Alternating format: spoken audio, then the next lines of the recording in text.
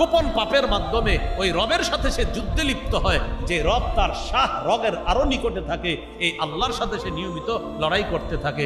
আল্লাহ ওরে তওবা করতে সুযোগ দেয়, ও তওবা করে না, ও রবের সাথে গোপন যুদ্ধে লিপ্ত হয়ে যায়। গোপন পাপের 4 নাম্বার ক্ষতি, এই ক্ষতিটা যেন আমাদের না হয়, আমিন বলেন। 4 নাম্বার ক্ষতি যেটা বলতেছে আমি, বলেন আমিন।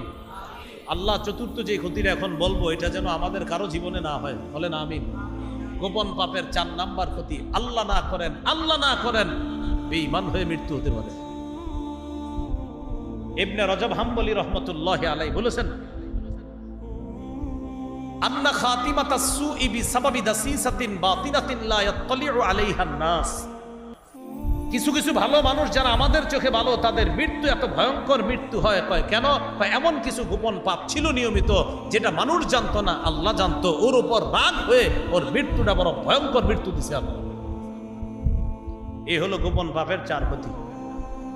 গোপন পাপের আরেকটা ক্ষতি আছে, আখেরাতের ক্ষতি। এ তো দুনিয়াবি ক্ষতি বললাম, আখেরাতের ক্ষতিটা কি?